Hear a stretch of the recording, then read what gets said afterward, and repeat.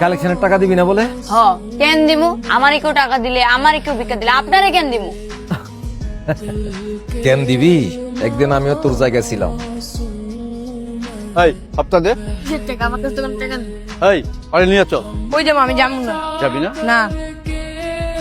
ভাই আসসালামু আলাইকুম। ভাই ওলাই তো বহুত ঝামেলা করতেছে, ভাই কালেকশনের টাকা পয়সা কিছুই দিব না। কিরে কালেকশনের টাকা দিবি না কেন?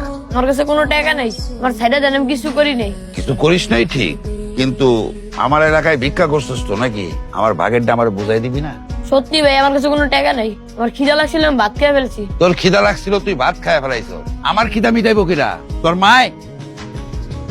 চোখ সবসময় নিচের দিকে রাখি। তো ভিক্ষা করার কপাল নিয়ে আইছস এই শামসুল লাইগা সারা জীবন মানুষের কাছে হাত পাততে। আল্লাহর দোয়া লাগে ভাই, সাইডে দেন ভাই। আর হইব না ভাই, সাইডে দেন ভাই, আল্লাহর দোয়া লাগে ভাই। শোন, তুই একটা কথা জীবনে বহুত শুনবি, আজকে থেকে অভ্যাস করে ফেলা। আর হইব না ভাই, সাইডে দেন ভাই। ভাই পর থেকে টাকা দেবো ভাই, আল্লাহর দোয়া লাগে ভাই, সাইডে দেন। মালিকের টাকা দিই নাই বইলা আমার পাও থেকে এক টুকরা মাংস নিয়ে গেছে। এই দেখ, এখনো মাঝে মধ্যে ব্যথা করে। এই শহরের নিয়মটাই এমন, ভিক্ষা করাও মাগনা না, অনুমতি লাগে। এই জাহাঙ্গীরে কালেকশনের টাকা দেওয়ান লাগে, নাইলে ভয় পাইছিস। কিন্তু শামসু ভাই এখন আর নাই রে। ওই এক টুকরা মাংসের বিনিময়ে পুরা কলজাটা নিয়ে এনেছি তার। ফকির হইলেও আমার চোখ ছিল সবসময় উপরের দিকে। যাক, তোর ভয় নাই, তুই কামে লাগা যা। লগে তোর সঙ্গবঙ্গ যদি কেউ থাকে তা করেও লাগাইয়া দে। যদি ঠিকঠাক মতো কাম করতে পারোস তাহলে আমার অন্য ধান্দায় তোরা লাগাইয়া দে। এটা হলে আমার ব্যবসার প্রথম ধাপ। বাড়িতে কে কে আছে? কেউ নাই তাতে কি, আমি আছি। ওই নাকের ওদিকে ওষুধপাতি লাগাইয়া দিস। ঠিকঠাক মতো কাজ করিস আর চোখ রাখবি সবসময় উপরের দিকে। না, এত উপরে না, এই বরাবর রাখলেই হইবে।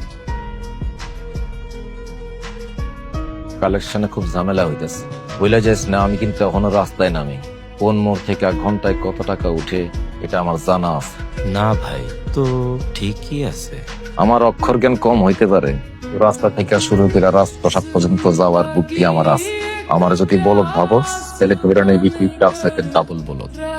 ওই কয়েকশো পোলাপান মিললে আমার লগে বেমানি করতেছে, নাইলে তুই একলা বেমানি করতেছিস। আমি ধরার আগে শুধরাইয়া যা, আর মার্কেট থেকে টাকা পয়সা সব কালেকশন করে এলো। বড় একটা দাম আসতেছে। জি আচ্ছা। রহমত, জি চোখ বেশি উপরে তুলিস না। স্যার, আমার প্রমোশনটা 6 মাস তো বলেছিলেন অপেক্ষা করতে, এখন তো 1 বছর হয়ে গেল। তোমার চাকরিটা যে আছে সেজন্য কৃতজ্ঞ হও।